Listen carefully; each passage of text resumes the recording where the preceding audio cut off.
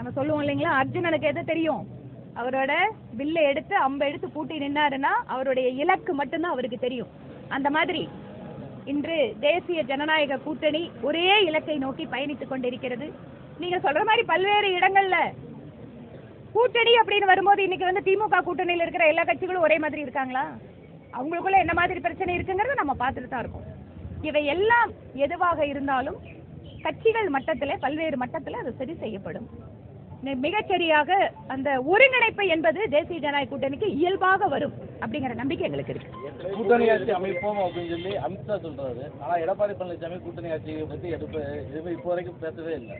கூட்டணி ஆட்சி அமைப்போம் அப்படின்றது வந்து அமைச்சரவையில் இப்போ பிஜேபி பங்கெடுக்கும் இல்லாட்டி கூட்டணி கட்சிகள் பங்கெடுக்கும் அப்படின்றத எங்களுடைய முதல் இலக்கு நான் சொன்ன மாதிரி நீங்க வந்து இந்த வார்த்தைகளை வச்சுட்டு அந்த அரசா இந்த அரசாங்கிறது இல்ல. தேசிய ஜனநாயக கூட்டணி தமிழகத்தில் இருக்கிறது, ஒத்துக்கிறீங்களா? தேசிய ஜனநாயக கூட்டணிக்கு அண்ணா திராவிட முன்னேற்ற கழகம் தலைமை வைக்கிறது. இதுல எந்த குழப்பம் இல்லையா? முதல்ல இந்த கூட்டணியினுடைய வேலை என்ன? 26 தேர்தலில் ஜெயிப்பது, ஆட்சி அமைப்பது. அதற்கு பின்பாக மற்ற விஷயங்கள் நீங்க பேசுறதெல்லாம் எப்படி இருக்கோ அதெல்லாம் எங்க தலைவர்கள் முடிவு பண்ணுவாங்க.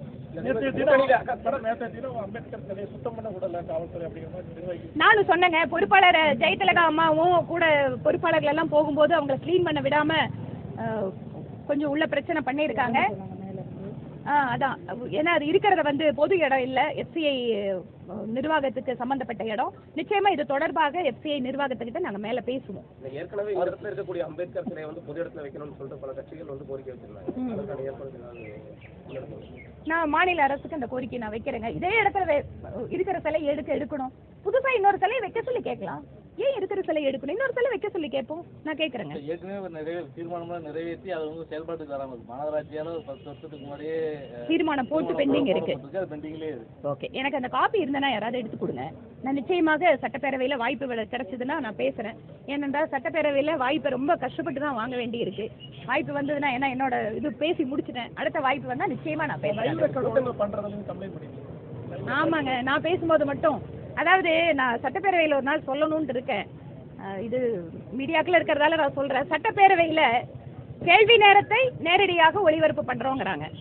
110 விதியின் கீழே வரும்போது நேரடி ஒளிபரப்பு நாங்க பண்றோங்கிறாங்க, சில சமயம் பண்றது இல்ல. ஆனா என்னோட கேள்வி என்னன்னா, மற்ற கட்சி தலைவர்கள் பேசும்போதெல்லாம் லைவ் கொடுக்கிற சட்டப்பேரவை, நான் பேசும்போது மட்டும் எதுக்கு வந்து அதை டிஸ்கனெக்ட் பண்றாங்க அப்படிங்கிற கேள்வி தான் நான் பேரவை தலைவர் முன்னால வச்சேன். நியாயமா நடந்துக்கோங்க, எல்லாரும் கொடுக்குற மாதிரி எங்களுக்கும் கொடுங்கன்னு கேட்கிறோம். அதனால அது மட்டும் இல்லைங்க, நாங்க பேசின வீடியோ, இந்த தொகுதிக்காக நான் பேசின வீடியோவை கொடுங்கன்னு சொல்லி எவ்வளவு முறை கேட்டேன். அந்த வீடியோ கூட கொடுக்க மாட்டேங்கிறாங்க. நான் வந்து